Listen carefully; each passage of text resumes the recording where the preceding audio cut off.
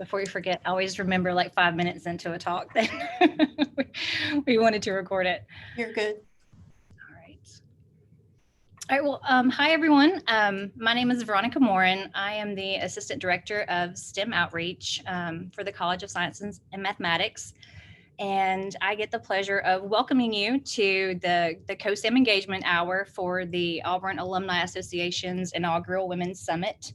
You may know that COSAM was created in 1986, and we currently consist of 5 academic departments, which include the biological sciences, chemistry and biochemistry, geosciences, physics, and mathematics. And in addition to the academic departments, we also have several non-academic units within the college, and those include student services, the Office of Inclusion, Equity, and Diversity. We have outreach and alumni and development. And so when we were discussing potential topics for today's session, we wanted something that was common to all of us, especially despite our various academic backgrounds and current careers. And the one thing that we all have in common is a shared experience within COSAM, in particular as women in STEM. And so we really wanted to highlight all the opportunities that COSAM creates for females throughout their academic journey in STEM. So we're going to look at the before, during, and after time at Auburn that we create for our students and our alumni. So we want to continue this connection to COSAM throughout our lifetime, and we want to start it at an early age. We want today's session to be very conversational, so please feel free to ask questions or share your thoughts. You can do that by either unmuting yourself and speaking directly to the group, or you can just drop it into the chat. I'll be monitoring that throughout today's session as well. So welcome. Thank you all for being here, and hopefully we can all share our stories in terms of our experiences within COSAM. And I will gladly pass it off to my mentor, Mary Lou. Thank you so much, Veronica. Veronica is one of my star right-hand staff people, and she's amazing. Well, good afternoon in War Eagle. I'm really excited to be here and kind of share just a few minutes of things that we are doing in COSAM Outreach in our Outreach Center to hopefully inspire young girls to go into science or discover science in a different way, discover themselves as scientists. And so I'm going to tell you about a few of those programs. Before we get started, though, I want to make this a little bit interactive. And I want to invite you to provide some feedback by going into the chat. And here's what I want you to think about. You have some kind of background in science, mathematics, STEM in some way, presumably. And I want to find out what inspired you to do that. Was it a fantastic middle school teacher, or maybe a high school teacher? Maybe it was some program that you were involved in, like Science Fair or Science Olympiad, or maybe you were on the math competition team. Anything like that, just a couple words or a phrase that describes what inspired you, looking back, what inspired you to go into science. And I'm going to give you about 20 seconds or so to put something into the chat box for me.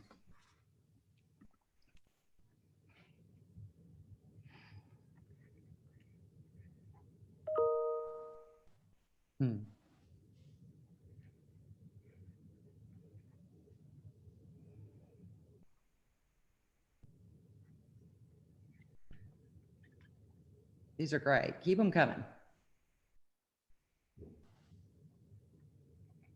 Can everybody see the chat, or if I need to read anything out loud, let me know.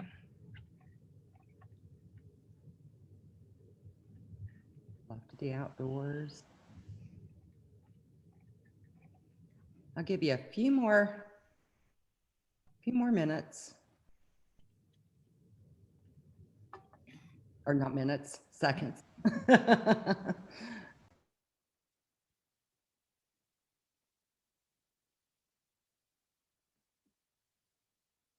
Cool.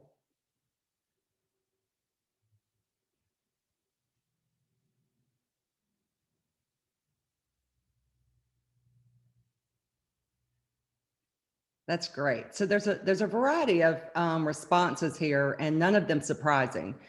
In most cases, you were pre-college. I think there are things that can happen in college that might change our path in some ways. But I'm looking at, like, Kara was inspired by a fourth grade science teacher, right? So that shows you how early this can be. Veronica was inspired by watching Mr. Wizard. So I think it's one of the points I wanted to make is, there's the formal science training that we have when we go to school, and we can be inspired through an incredible teacher or maybe a program that we're involved in. But there are also those kind of informal and sometimes unexpected experiences that can happen. Maybe going to a museum or taking a nature walk outside, or being involved in some kind of an extracurricular program where you do a science fair project. And any of those can lead you down this pathway. And we try to kind of create a continuum of programs in our outreach division that helps all young students, some targeted at girls, some targeted at all students, help them find those pathways, help inspire them in those areas. So I wanted to tell you about a few. For me, by the way, I didn't put mine in there. My inspiration came from an incredible high school physics teacher who, oddly enough, did not have a physics degree. He actually had a biology degree, but just turned out to be one of the best teachers I'd ever had that really turned my brain on to physics and made me really excited about physics. So that's what I majored in when I went to Auburn. So let me tell you about a few programs that we do to hopefully inspire young girls, young women to be excited, to find their passion in science. At the elementary school level, Veronica actually runs a program in the summer called Science Matters. It's for rising first through eighth grade students. We have 6 weeks of programming in the summer where every week has kind of a different theme, and students can really explore everything from lizards to dinosaurs to Newton's forces to all kinds of different things. And based on the fact that when we open registration, which is an online system, and it fills up usually within an hour or two, that's about 400. 1 minute this year. 1 minute this year. It's very popular in our community because I think the parents see how much value there is in exposing their elementary school students, especially, to those concepts when they're really young. So we're really excited about that program. Another program we do that targets kind of that elementary level, and Kara, who's going to address you in a few minutes, might talk about this a little bit more. We partner with the GWIS, which is the Graduate Women in Science organization on campus. And so it's a campus-wide organization with lots of females from various different science and engineering backgrounds, but we partner with them to host a junior mad scientist event twice a year, once in the fall and once in the spring. And students come with their parents and go around to different exhibits and explore and do all kinds of hands-on things and discover new things about science. What's unique about that program, and one of the reasons I love it so much, is all of the exhibits are hosted by graduate women in science. So it helps the young girls kind of picture themselves in that place, right? Somebody who looks like them as a scientist. And I think it also helps the boys recognize that it's not just that stereotypical male that is always a scientist, but there are a lot of females who are scientists and mathematicians. So that's one of our favorite programs. We also have a program we started a few years ago called Empower. And Empower specifically targets young women in 8th through 11th grades. And we bring them on campus for kind of a mini conference. And these are girls that likely have not been to a college campus before. We target those lower socioeconomic communities where they don't necessarily have a lot of opportunities or resources, and bring them on campus. I think the last time we couldn't do it this year. We did it last year And we do it on the International Day of Women in Science, which I think is February 11th, if I'm not mistaken. So that's kind of our target date every year. But we had about 170 girls that came in for that event. I think it was a very powerful event. We exposed them to some of our graduate women in science, as well as faculty, female faculty, that in breakout sessions where they talk about their research and learn how exciting research can be, and can offer opportunities like traveling to Alaska or to various places in the world where some of our young women do research, and show them kind of all the different things that they can potentially do with science. We also have an exhibit hall, kind of a career fair, where industry women come in and interact with the young girls on, or the girls on, what you can do after you get a degree in science or engineering or mathematics. So that's a very rewarding program that we run, and I don't want to run too long here. I'll tell you about one more really quickly that kind of finishes that continuum. We have a program called Summer Science Institute that we've done for about 10 years now. It targets both males and females at the junior and senior level in high school. And they are typically very bright students who are interested in science, but oftentimes they're kind of overachievers and they don't really know what part of science they like. So we expose them to all different kinds of science. We have about 20 faculty in COSAM who are involved in that program and come in and teach the modules and interact with the students. We'll bring in about 16 students. And we're always sure that at least 50% of the participants are female.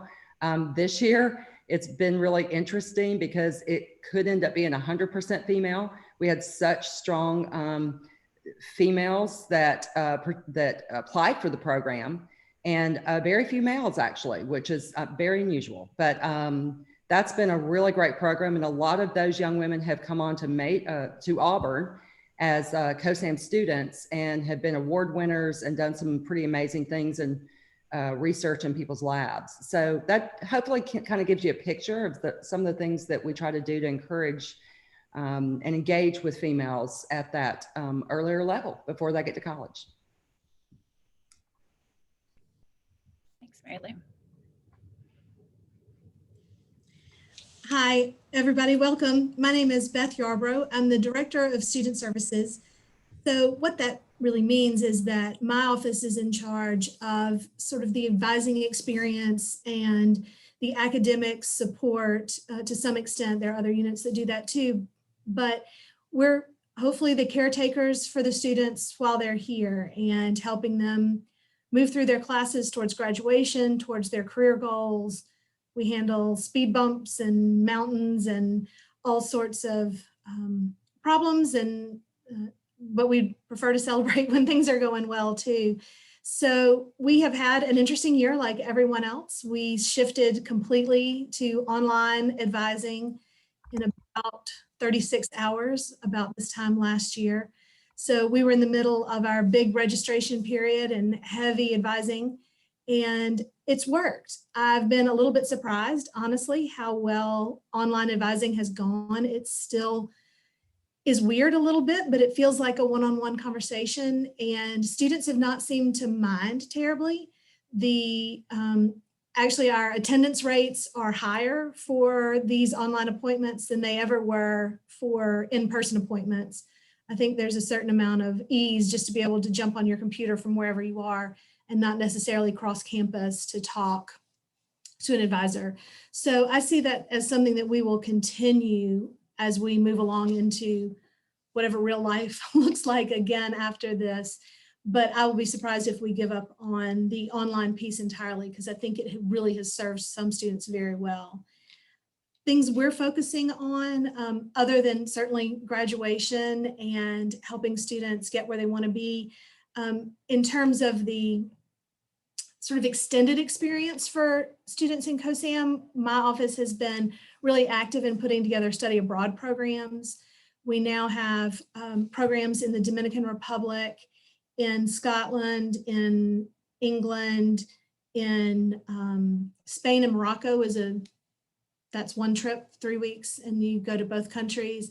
We were in the process of putting together a trip to China when the pandemic hit. So that got negated for a lot of reasons, but that is still on the docket. And we hope to be back in China to China for the first time in summer of 2022. 22 looks like the first year we're going to really be able to do that. We're also expanding, we hope, into Iceland potentially for spring break, this coming up spring break. So that's one of our major focuses in our office. Another, I'll call it an emerging focus, something that I'm interested in tackling, is more career work for students, helping them really define what that looks like, define what they can do with these science degrees. Someone told me once that students really only know about careers if they could dress up for that at Halloween. And it sounds silly, but in a lot of ways it's true. They come in, they know about teachers and doctors. But if you ask them what you can do with a biology degree besides being a teacher or doctor or Steve Irwin, I mean, that's about the end of their understanding as freshmen. So to really help them understand the many, many different paths that science could take and not feel so boxed in by what they have already known. So that's going to be, I hope, a priority for me. And with a new dean coming in, I'm hoping I can sell that program to the new dean and hopefully get some expansion on the career work that my office is able to complete with students. So I have a fantastic staff, award-winning staff. We have a number of our advisors have won national awards from the advising professional organization, and I'm really proud of them, and I'm really proud of what they've been able to accomplish in the last year. So I'm happy to answer questions, but if you want to know what it's like to be a student at Auburn, then I don't think there's anybody better to hear from than the students themselves.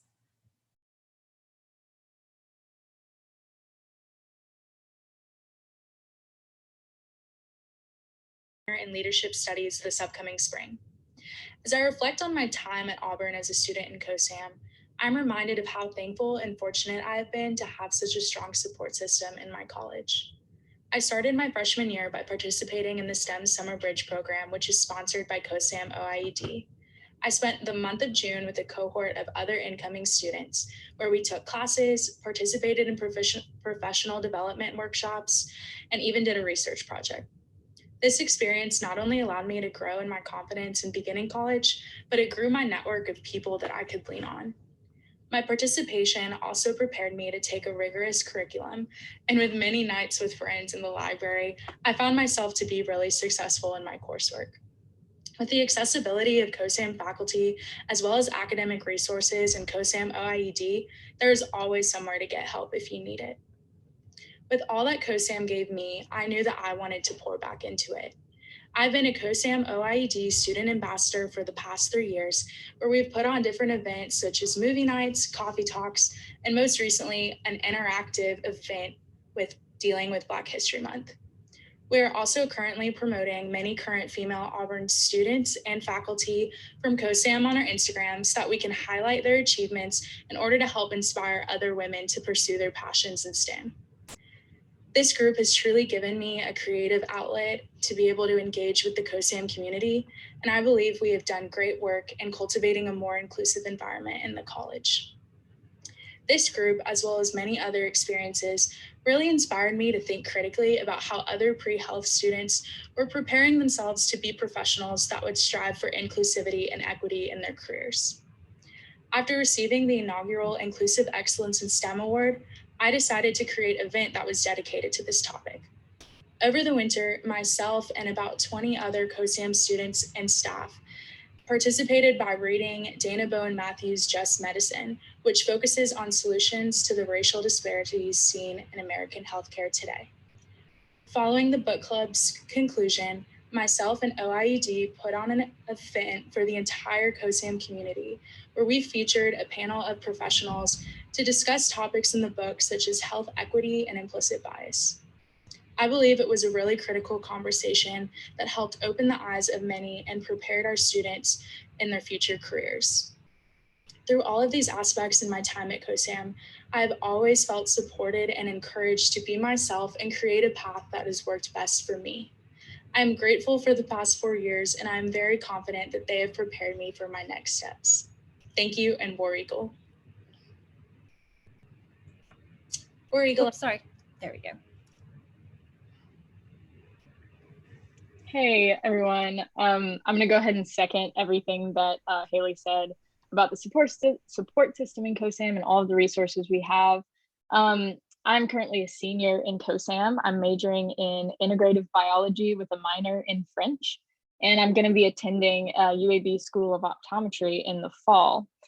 And the most important part to me of my experience as an Auburn student is that I've just had the ability to like pursue my passions. So I fell in love with biology when I was a kid, and I've just been able to grow in that every single day that I've been a student here. And I've been able to do research studying the health disparities and what sort of factors create that within college students and different socioeconomic groups, racial groups, and different behaviors and health outcomes, which was a wonderful opportunity. I'm a part of different organizations where I can pursue service opportunities in the local community. One of which that I'm really involved in is called Campus Kitchen, where we take food that has been cooked but hasn't been served yet at the end of the day from campus dining and various like community partners. And then we take that food, we freeze it, and then we put it into individual meals, individual nutritious meals that we can take out then to the community, to various partners that we have, and just various people in the community that are either food insecure or just need a good free meal. But my main form of involvement in COSAM is being a COSAM peer advisor, which has been a wonderful opportunity. I get to work in the office that Dr. Yarbrough works in. I get to work with all of the wonderful staff there. But basically what we do is we're just sort of an asset to students with whatever needs that they have, and they're not sure sort of who to go to with that. We can either answer their questions or we direct them to the people who can if we don't exactly know how to answer the question. And typically that involves with helping out with registration or helping decide on major changes, helping with class difficulties, and also making sure that students know their resources and have access to those, such as tutoring or the Career Center, just so they really have all the opportunities and all of the different resources that they need to succeed as a student in COSAM. One of my favorite things we get to do is helping out the freshmen at Camp War Eagle, which is always super fun because we get to, reassure students that they're in the right place and that COSAM is a wonderful college that, has all the things they need to succeed. And as well as we work with the students in the pre-health orientation class that all pre-health students take, which sort of just outlines different pre-health majors and options outside of pre-health. If someone decides not to go into the medical field, we outline other jobs and careers that people can go into with that. So sort of helping out freshmen decide, as Dr. Yarbrough was talking about, different careers that they might not know is that are available to them with a degree from COSAM.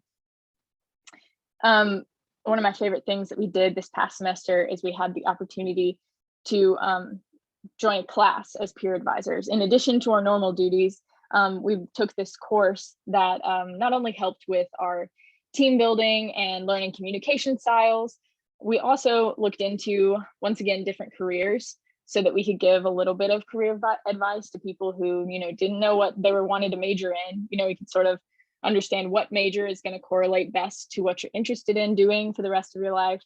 And that was really helpful to just sort of like grow as a group and provide better, advice to the students that we're helping out. But I think my favorite thing about that class is we participated in different workshops that were sort of a cultural competency training. We examined these systems of privilege, whether that be, gender, race, socioeconomic status. So we sort of explored in part what it is like to be a minority in STEM or just in college in general, to help us become more empathetic leaders and advisors to students. We really got to dive into why diversity is so important in that learning environment. And as someone who's really passionate about diversity and inclusion, I just think that COSAM does a wonderful job and at these discussions and these programs surrounding why diversity is such an asset. And I actually got to participate in Haley's book club that she did. She did a wonderful job with that. But these sort of programs, I think, it's what gives COSAM the students in COSAM these ample opportunities to become, well-rounded students and engage in that diversity and promote that diversity themselves, which is really important for, a lot of the students planning to go into pre-health fields like myself, where we'll provide care for people of just so many different backgrounds, and as well as face those systems of inequality and implicit bias, like Haley was talking about in that book club. And I think that the encouragement of women in STEM, like we're doing in all of these younger programs, is so important. And where it's present in COSAM, I think stuff like that has helped foster these like newly women-dominated fields in STEM. For instance, like optometry, which I'm planning to go into. Currently, the field itself is still a male-dominated field, but as far as optometry school enrollment goes and new graduates, it's actually a majority female. So this fall, I'm going to be going with 10 other Auburn students to UAB, and 8 of which are women. So it's a field that I'm really excited to go into. And I have a lot of the resources offered to me as a student in COSAM and at Auburn in general to thank for helping me along on that journey. So I appreciate the chance getting to talk to you guys a little bit today about my personal experience as an Auburn student and as a student in COSAM and my love for COSAM. So thank you, and War Eagle. Thank you for your talk and being able to be with us today.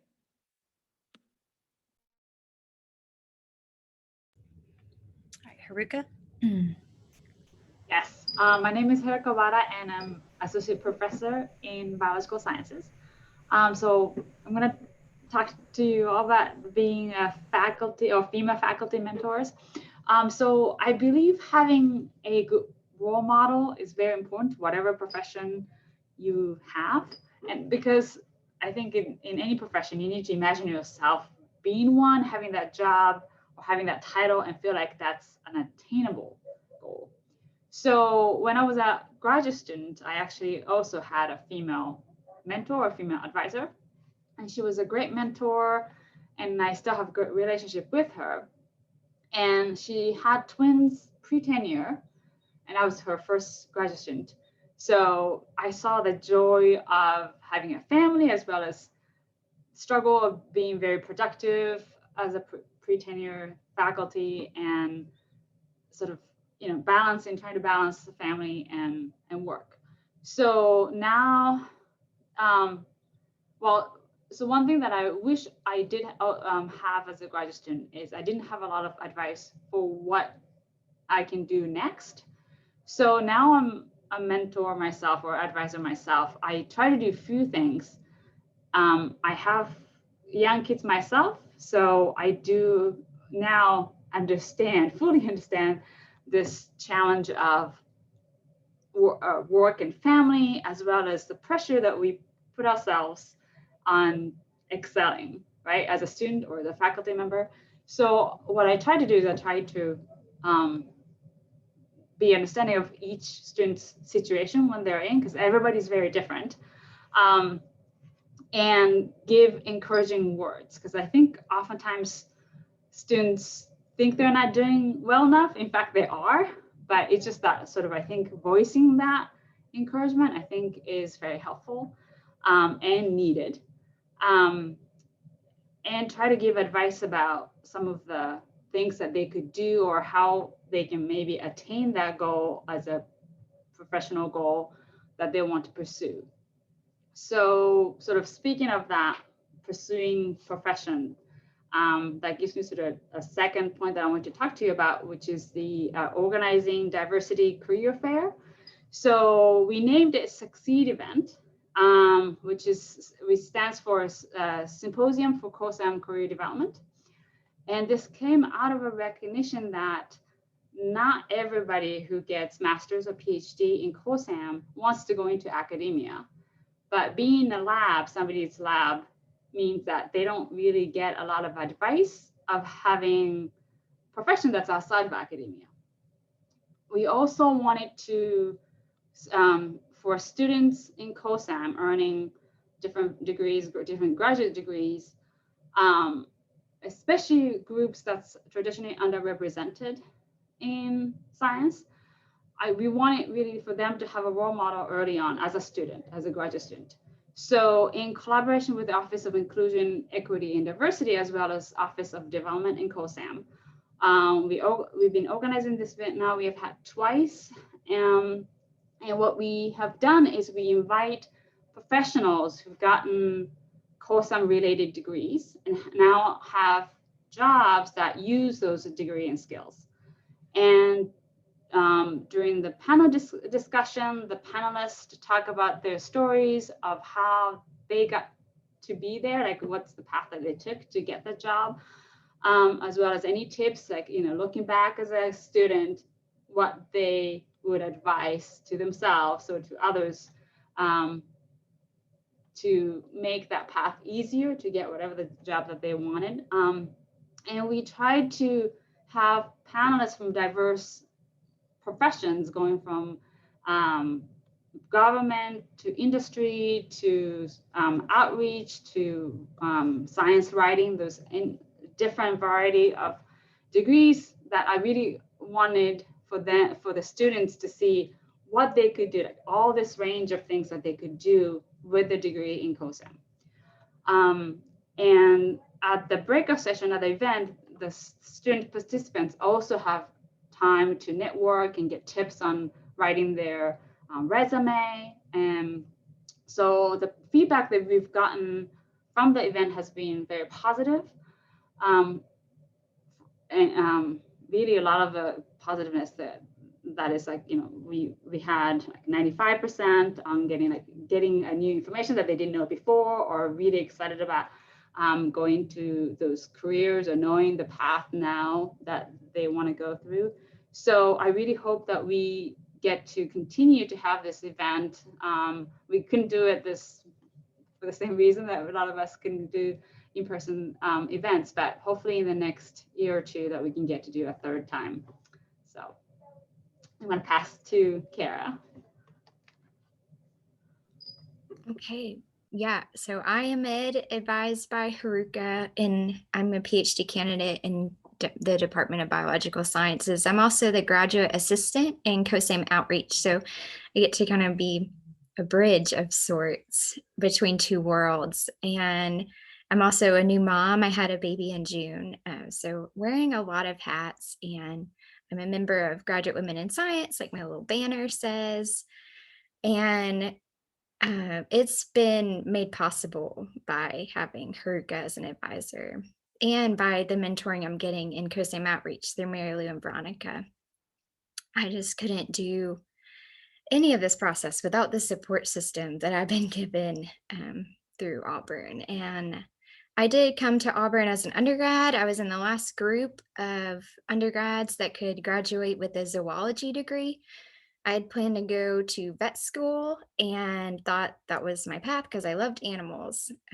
And through my college career at Auburn, I got introduced to faculty mentors who were doing research, and I really got interested in getting children excited about science and having better backgrounds in science. So I started to think I'd want to go get my graduate degree in biology so that I could show kids this is what a scientist does, because it's so important to have good science teachers, but they don't usually have a research background. And so I was just really excited to get a biology degree and do some research. And some faculty mentors actually won't take you under their wing if you're not planning to go into academia. But Haruka is not one of those, obviously, because she's setting up a whole conference to that end. But one of the things she's really taught me is being bold in your networking. And she is always like, who can I email for you? How can I help you? reach your goal. So she's set me up with contacts from science museums, and she's introduced me to her PhD advisor and to other scientists who are really influential in the research field I'm in. She is just, again, so bold and will send out an email and help you make a contact that's going to further you in your career. It can, I think, be intimidating as a woman to help somebody else progress in their career, because it might feel like that's taking an opportunity from you. But Herga is not stingy in that way. She celebrates having more women in STEM. And I'm involved in Empower and in the Graduate Women in Science outreach. We love showing, especially young girls, but all young people, that they have a place in science. So I'm happy to talk about those events if there are questions.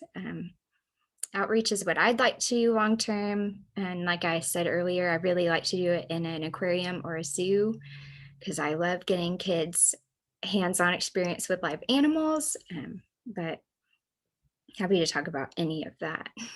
There's been so many good points already made. So Thanks, Kara.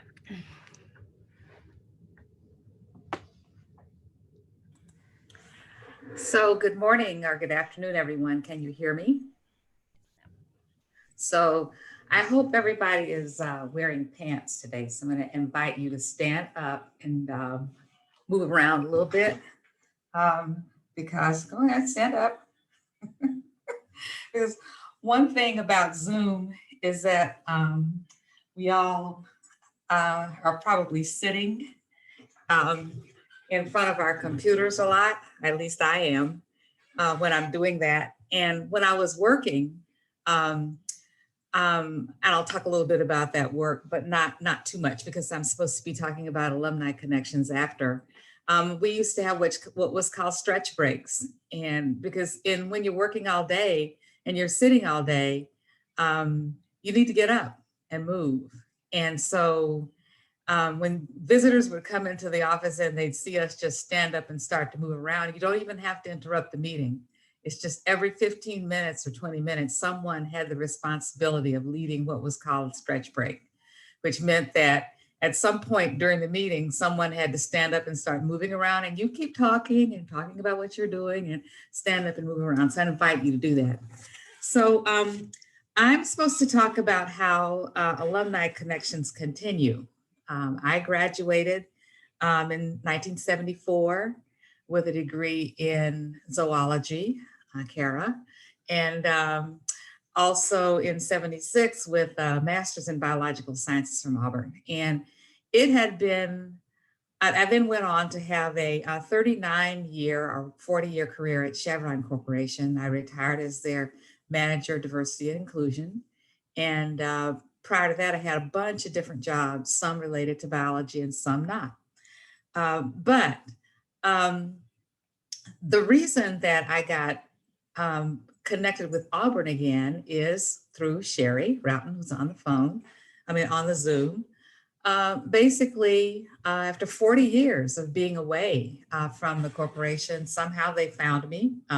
She would come out to California, which is where I live now. I'm in Richmond, California, so I'm 2 hours ahead of you.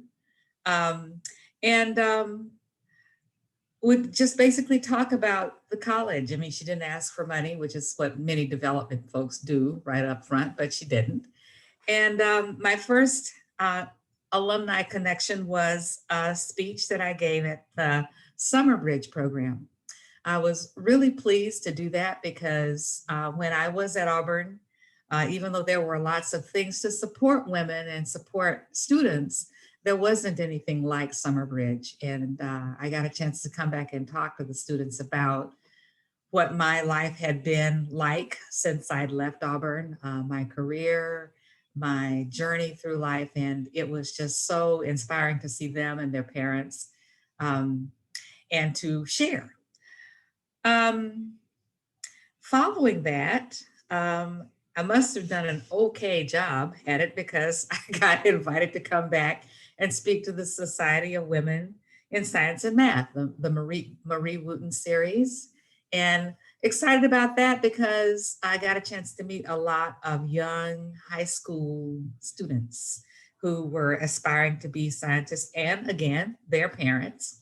Um, and at that meeting, I met Dr. Kimberly Mulligan, who thought, okay, maybe you might like to be a part of the advisory team for the Office of Inclusion and Diversity. They were getting ready to start their advisory team, and she invited me to do that. Well, by that time, I'd enjoyed coming back to Auburn a lot, back to Auburn from California.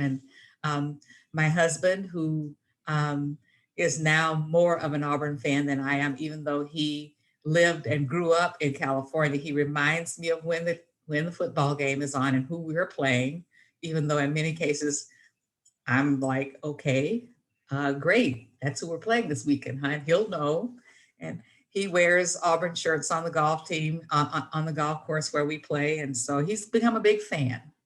But coming back to Auburn has been a joy for the Office of Inclusion and Diversity task force meetings.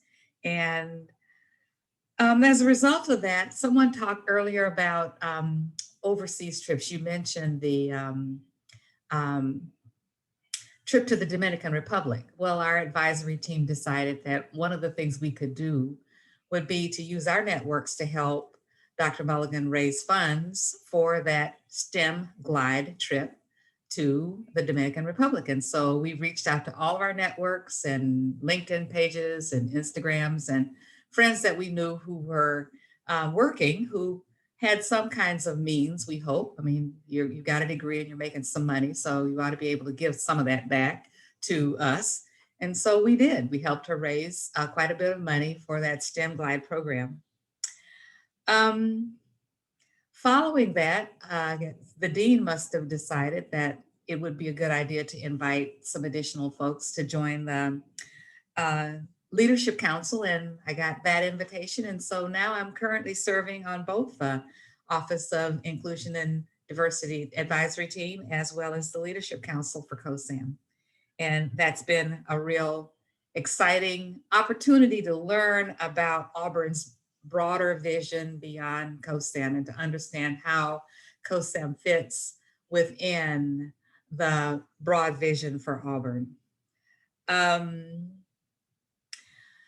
I was a recipient for the Black Alumni Weekend Award. They give an award to some people that have done a bunch of stuff for Auburn after you've graduated and come back. And I guess I was able to come back for one of the last non-virtual Black Alumni Weekends that we had. It was awesome. My husband, my sister, her friend, and we had a wonderful time connecting with people again and seeing people again, and just being celebrated. And for me, it was an honor to receive that, because when I look back at my time in Auburn and look back at the time when I was a student there, I would not have envisioned that I'd be coming back as often as I would be and creating some kind of leadership role and looking back and trying to encourage students to be at Auburn. In terms of the giving and philanthropy, I do have and have created an Audrey Elizabeth Goins, which is what I was then, Audrey Elizabeth Goins Endowed Scholarship in COSAM. And so it's there to support underserved students. And I think several of them have accepted it and have been chosen for it. I've not met them yet, but I have received correspondence from a couple of people who've been recipients of that scholarship. And so it warms my heart to think that someone could attend Auburn because of a scholarship that I've supported. Reaching back to talk about that a little bit, I guess Ms. Ewald asked us to talk about why and what inspired us as students in STEM. Well, mine did start way back in elementary school, and I could actually smell the enamel. I can't believe they would make paint like that now, but the enamel on the plastic human heart that I painted for the school science fair, and got caught up in science fairs and won the Alabama Science Talent Search. And the result of that was a 4-year full ride to Auburn. And so I attended Auburn on the William Crawford Gorga Scholarship, tuition free. And my parents, who were going to send me to college anyway, but they were just amazed that I could come back and help out and help them send me to school that way. So it felt good to me to provide this scholarship back to Auburn students because that was something that happened to me. As far as the inspiration for the STEM Glide program, while at Auburn, I did take a trip abroad as well. Dr. George Folkerts, who was in the School of Agriculture at the time, was my major professor. I did get a bachelor's and master's at Auburn, and he took a bunch of students to the Galapagos Islands. And so I got a chance to see a lot of the things that related to the things that we were being taught in class about evolution. Got to see blue-footed boobies and the Galapagos tortoises, and still have those pictures. And I think it might have been written up in one of the Auburn magazines, that me with wire rim glasses and an afro at the time, bigger than this one that I have now. So I just want to close by saying that there are opportunities to connect back to Auburn. There are opportunities to build on any kind of legacy that you might have created while you were a student there, to inspire some students to attend and to show them that there are careers beyond the campus when they graduate. Looking forward to participating in the golf tournament this coming October. I am a golfer, and it's raining today, which is a good thing because I'm in front of Zoom, because I would have given up a golf play today to be on this because it's that important. But my husband and I play golf a lot, and I'm looking forward to coming back for the Dean's Golf Tournament. And also we'll be participating in the Stripes program next week, as well as some uncensored conversations that Auburn has made available to us. And with that, I'll give a last shout out for Zoom, because even though we're all probably Zoomed out, the benefit of it for me this year has been that I've been able to continue alumni connections that I've made, continue to stay in touch with the college, and I'm encouraging the OIED Advisory Board to reach out beyond the Southeast. I know it's important to do in-person learning and in-person touch, but we can do so much more if we keep our virtual platform and we continue to reach out to alums and others across the country virtually. Because as I tell people at my golf club and other places, there is another college in Alabama, and not everybody screams Roll Tide. So with that, War Eagle, and thank you for having me. You'll be very pleased to know that we still run our science and engineering fair out of our outreach office, and you're welcome to come back and judge anytime you're interested. Kara is a great contact for that. So she's our judging coordinator for GearSF. So, as Sherry knows, I respond warmly to invitations to come back to Auburn. And so I hope I've given you an opportunity to understand how you can continue to connect to Auburn after you've graduated and after you've worked. Thank you so much. Thank you, Audrey, for sharing. And I'm glad you and Floyd didn't miss a golf game today. It's pouring today, so. Well, I'm Sherry Roughton. I'm a development officer in COSAM's Office of Alumni and Development. And not only do I get the pleasure of working with our alumni, but I also get to work with our faculty, staff, and students. And we have a little bit of time left today, and I can open it up for questions. If you want to unmute or in the chat box, we have a few minutes to take a couple of questions, if there are any out there. Oh, I see a baby. Yeah, baby. Ooh. That's Jonah. He's So made what- many Zoom appearances in his 9 months. One of the other benefits of connecting back is you get lots of stuff. You get a lot of stuff, you know. I appreciate it. So thank you very much. Would our other alums that are on the call, would you like to introduce yourselves and tell us a little bit about yourself? I know we've got Susan and Sonia and Mindy. I'm Susan Voss, and I look forward to meeting Audrey in the fall. I'm also on the COSAM Leadership Council. And the main thing that I like and see if we can foster more of are things like the Summer Bridge program, the STEM outreach, et cetera. And hearing that, you know, we run out of slots, you know, I'd like to understand more. Is it because of money or facilities or whatever, in order for us to try to continue to reach out further and further in order to support students that are incoming or students just that are interested in science and mathematics? For our Science Matters camps, the really the only limitation that we have in growing that program is space. We currently run it out of Parker Hall, and so we fight for 4 classrooms every year so that we can host our camps. And so being that that's kind of a high commodity on campus is is space. That's the biggest challenge we face. We could definitely offer more sessions and have more students involved if we had facilities. And we'll talk about it in the fall. I worked for NASA for more than 35 years and worked International Space Station, as you can see behind, but I did just retire this fall. And so now I have more time to support other activities. Thank you.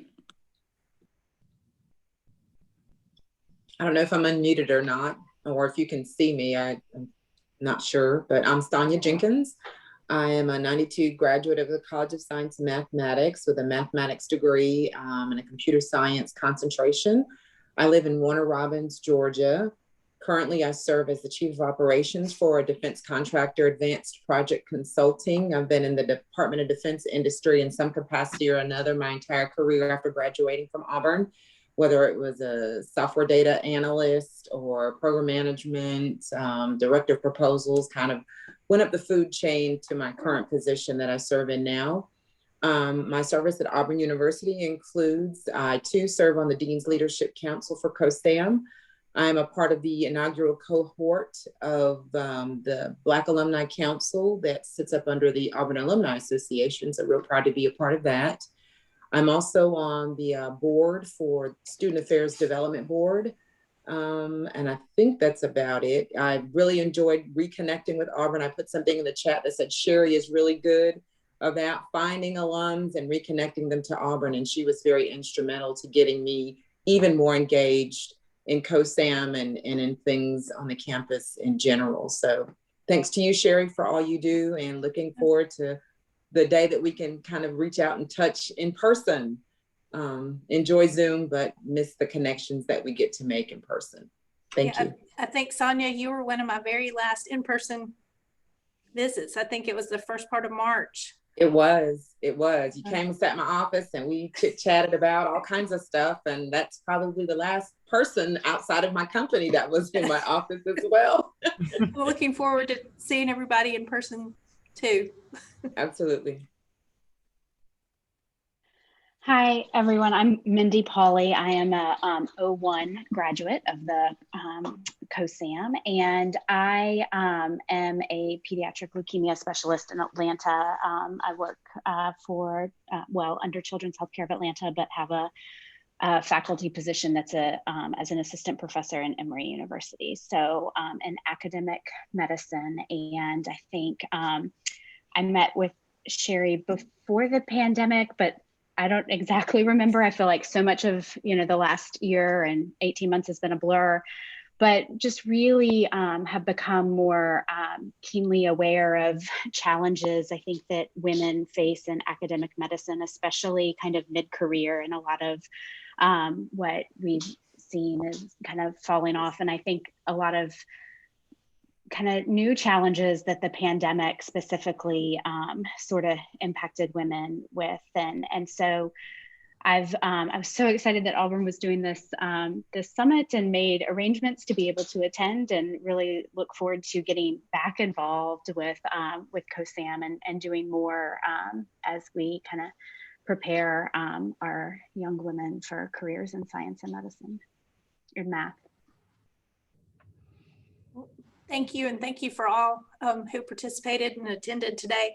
Wanted to remind you that there's another opportunity for you to have a COSAM connection this evening. Kim Mulligan, her office is going to host a screening of Picture a Scientist, and that's this evening at 5, and it will be followed by a panel discussion. Let me know if you need the link and we can send that to you. But just wanted to thank you for joining us again. Thank you everyone who's on for your connections to COSAM, for your support, your involvement, and we look forward to strengthening those, and we'll be in touch and hopefully visit in person soon. So thank y'all, and War Eagle. Nice to meet you all. There you go. War Eagle.